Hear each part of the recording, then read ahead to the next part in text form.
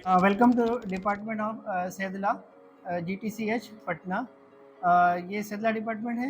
यहाँ के जो BMS थर्ड ईयर के स्टूडेंट्स हैं, इन्होंने नमक के तुरब बनाने का एक प्रोसेस किया प्रैक्टिकली।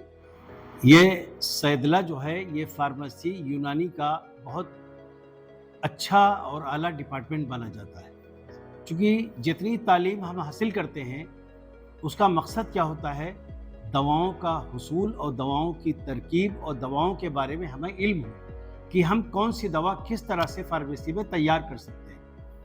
तो ये बच्चों को जो प्रैक्टिकल कराया गया है, कम से कम 1 हफ्ते से ये प्रैक्टिकल चल रहा है और इसके अंदर बच्चों ने कोशिश की है कि जो यूनानी का एक प्रोसेस है, एक तरीका है कि नमक को हम किस तरह से हासिल कर सकते हैं नबातियात से।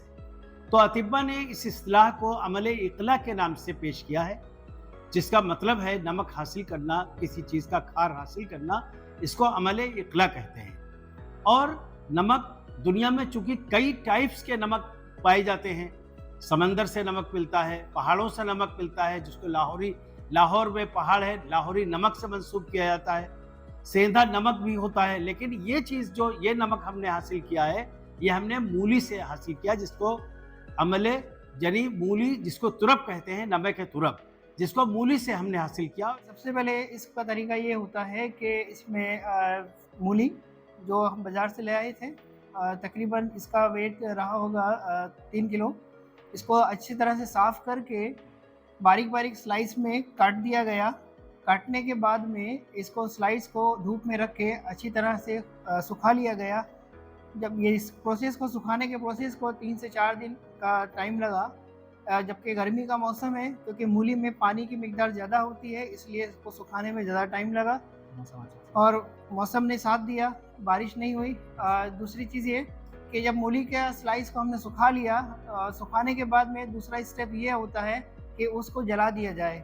यहाँ तक कि जलाए कि उसको मूली को राख बना दिया जाए, यानी कि इतना जलाना है कि वो कोयला ना बने, कोयले से जल के राख बन जाए।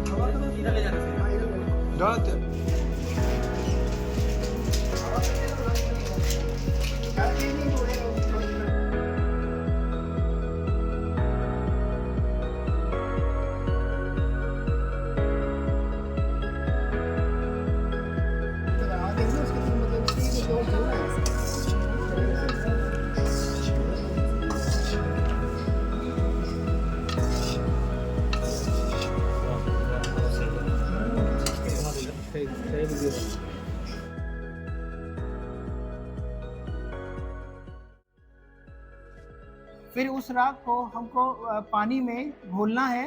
पानी में घोलने के बाद उस राख को हमने अमले जरलकी के ज़रिए उस पानी को साफ़ किया, जिसको आप अच्छी तरह से वीडियो में भी देख सकते हैं कि दोनों मग में या प्याले में एक कॉटन की बत्ती बना के हमने उसको पानी को फ़िल्टर किया, यानी कि जितना जो इम्प्योरिटीज़ थी पानी राख की, वो सब बर्तन में रह गई और पानी हमें शफ़ाफ़ मिल गया, ट्रांसपेरेंट वाटर मिल गया। फिर इस पानी को आग पे रख के उबाला गया। ना सूखा नहीं।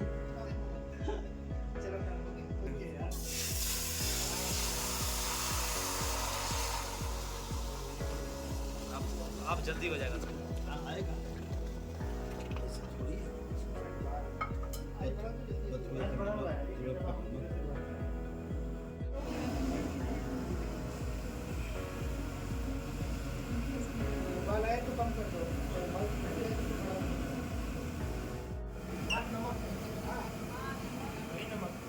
पानी को भाप बना के उड़ा दिया गया और उसके बाद में जो बर्तन में बचा कुचा जो रहा वो नमक हासिल हुआ। सो इस प्रोसेस को हम बोलते हैं किला। इकला मीन्स नमक हासिल करना, तो मोस्टली हमारे यूनानी में और भी दवाओं से नमक हासिल किया जाता है, जैसे जौखार का एक नमक जो बाजार में मिलता है, और दूसरा है चिरचिटे का नमक। तो इस तरह से हम 2-3 दवाओं का जो हमारे किताबों में या सिलेबस में जिक्र है, हम कहीं दवा से नमक भी हासिल कर सकते हैं। तो नमक जो है प्लांट का इनऑर्गेनिक सब्सटेंस है। ऑर्गेनिक सब्सटेंस हमने जो जला दिया आग में, जो बच्चा कुचा था, वो इनऑर्गेनिक सब्सटेंस हम दवा के तौर पे इस्तेमाल करते हैं। तो नमक के जो तुरप है या मूली का नमक है, हम इसको मुख्तलिफ अमराज में मोस्टली या रीनल स्टोन में या ब्लैडर स्टोन में इसको हम इस्तेमाल कर सकते हैं, और या फिर यूटीआई में अगर कोई इन्फेक्शन वगैरह है तो हम इसका नमक को दूसरे मुरक्कब के साथ में मिला के इस्तेमाल कर सकते हैं। Thank you very much. बहुत शुक्रिया सर।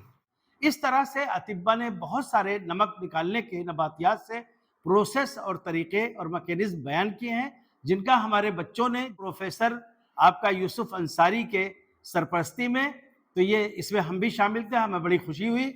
और हमारी दरख्वास्त है यहाँ के प्रिंसिपल साहब से भी कि वो बच्चों को कोऑपरेट करें और तरह तरह की उनको फैसिलिटीज अवेलेबल कराएं, ताकि बच्चों का शौक और दुबाला हो, आगे बढ़ें, तरक्की करें, और वो उनका कॉन्फिडेंस इसके अंदर डेवलप हो, यूनानी से उनका रब्त पैदा हो, ताल्लुक पैदा हो, और उनके अंदर एक शौक का जज्बा पैदा हो। तो हमारी सारी टीम, हम लोग जितने हैं, मैं दरख्वास्त करता हूं कि हमारे बच्चों को कोऑपरेट करें, उनकी मुआविनत करें, उनकी मदद करें, ताकि बच्चों का जज्बा और दुबाला हो और इस मैदान में वो आगे बढ़ें।